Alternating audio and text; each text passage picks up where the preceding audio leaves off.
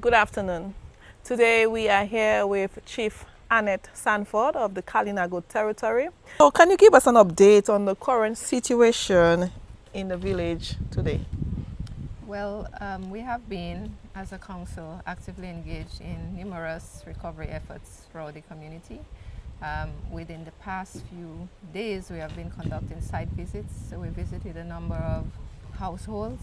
So far, we have about 10 families who have been displaced. Wow. Some of their homes have been completely destroyed, and others, it's compromised. We have an additional 10 who, though their homes are compromised, they're still taking the risk living within the home, and we now have to think of relocating them. We have also done a lot of distribution of local basic supplies to the various vulnerable families, and I must say that we have been getting numerous support from both local and international organizations.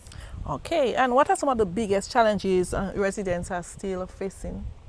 Well, as you may have noticed when you drove through the territory, there's still a lot of dirt Yes. in the road, so the landslides have not been completely cleared, and there's ongoing work in that area. But even off the roads, we have slides within the community themselves, which I know it's going to take even longer to clear because of access areas that they are at. Along the roads, we have about more than 55 slides, and within the community itself, there's even more. So access is still a major problem, and currently the priority for us is relocating people who were affected and also giving housing assistance to those who may need it. Are they getting homes to rent within the Kalinago territory? To be honest with you, from just my assessments today, I know that none of these families have gotten any assistance in terms of renting homes. From my search, I do know that some of the families displaced in Atkinson got rental support, but for the persons within the territory, they have not received such support. So it's like they're not sure what to do, what kind of support they're going to get directly from central government. So I'm still hoping to have some kind of consultation with the minister and any official from housing, for example, just to discuss those kinds of logistics. Okay, and I know your home was also affected. How are you coping with all of that?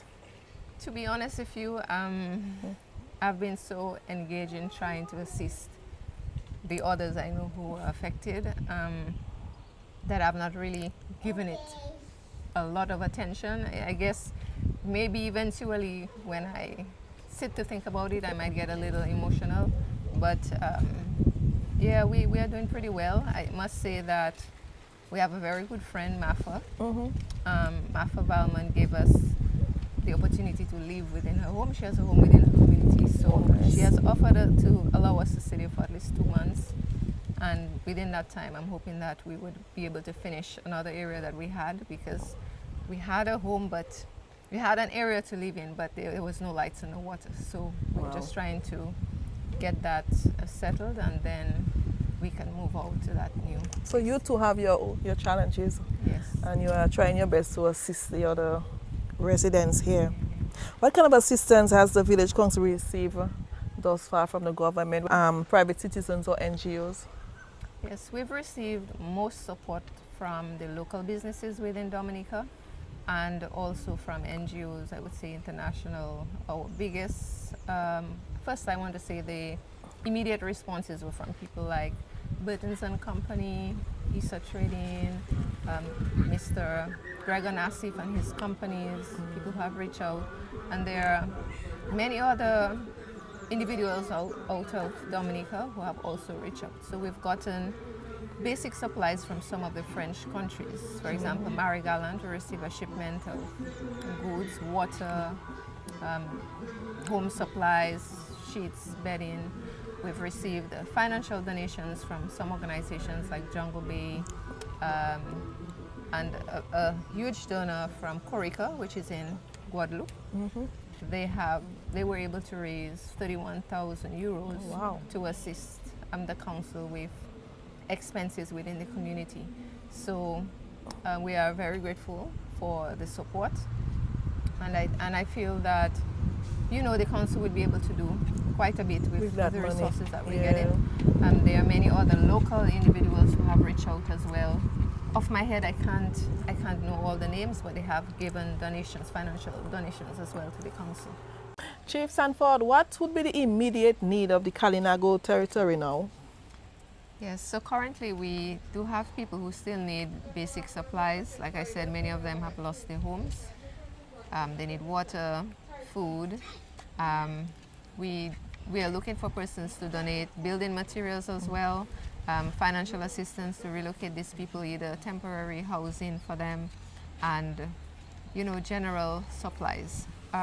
For the bigger projects going forward, we are looking for support in any equipment that will help us better prepare for disaster. For example, a caterpillar. Yeah. You know, these are the things that we need within our community to help us be more prepared to deal with the immediate landslides that we may get, etc. I'm also looking for support to get some tanks, some water tanks, storage tanks, to place within each community so that whenever the water truck passes, each community can be supplied with water.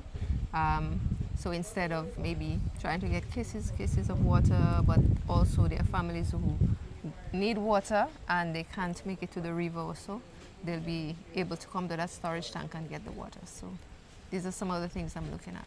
And what lessons do you think the residents learn from this Trough system? The primary lesson is to be prepared at all times, to know that an emergency situation can arise at any one time, and it doesn't have to be a hurricane. As you notice, this was just a trough, and it caused more damage to us than most of the other disasters except Hurricane Maria. But even if Hurricane Maria, some of the houses who got destroyed or who survived the destruction were destroyed by this trough. So we have to be prepared at all times. I recall the Prime Minister stating that he will assist with the rental of homes for those persons who have been displaced, and you said that about 10 of them are still looking for housing, and they are by friends and family. Can you confirm whether or not they have received any rental assistance? From my search, none of the Kalinago people have gotten any form of assistance in terms of rent or cash funding from the central government. I am hoping that, you know, that is something that they will also share to the Kalinago people, because I do know that some persons in Atkinson were given that opportunity to get a cash donation as well as rental, rental opportunities. So there are people within the community who need it, and I'm really urging the minister and the government to really consider helping the indigenous people. And I know sometimes people, you know, maybe get something and they perhaps don't want to say, but the people that really, really need it, you have corresponded with them, you have spoken to them, and they have confirmed that they have not received anything. Yes, I have confirmed. I've also confirmed with the chairperson of the Atkinson Village Council. I mean, we have a very good relationship. And one of the Kalinago persons living in Atkinson has not gotten any support. So it means that just a few people in Atkinson were chosen, but the Kalinago people were left out. And I'm very concerned about that. And that is why it's so important to have some form of consultation with one, our parliamentary representative, and the Prime Minister of Dominic and his team to discuss the way forward for our people. We have written to them. We wrote a letter last week asking for consultation with them, and we're following up with another letter this week to ask again for some time to meet and to discuss, because we need to address the urgent situation of these individuals, and we need to know exactly how we can respond more effectively. Are there any long-term recovery plan for the Kalinago territory? Well, to be honest with you, we are working on that. There's a disaster committee that has been put in place from last year. I mean, there's still some gaps within the full functioning or effective functioning of that committee, but I believe they have come on board and have done very well throughout this disaster. We're hoping to continue to strengthen those committees, the hamlet committees within the community, and to work with agencies willing to help us put structures in place for disaster management within our community. And finally, what message would you like to share with the Dominican public and those in the diaspora who have been following this situation here on the ground? I just want to say thank you to all the individuals who have reached out to us. There are individual persons, families who have reached out, there are organizations who have reached out, and particularly a big thank you to Corica in Guadeloupe, who have made a huge contribution in terms of funding to the Kalinago Council. We want to say thank you so much for your support and your contribution. To the rest of Dominica, I just want to say that the Kalinago people elected me as their chief, and I believe that I'm the only chief who had such massive support from this community. And when I speak, I reflect the voice of the people. So some people may see it as an opposition, but it's just me representing the voices of people who may not be as bold as to come forward to express themselves in that way. And I will continue to represent the people to the best of my ability, whether people like it or not. But thank you for the support, and thank you for the persons who have given us the strength, because as a council, I must say we have been doing extremely well, being on the ground, being actively engaged, responding to the needs of the community, and it's because of your support, your strength, and your contributions to the council. So thank you.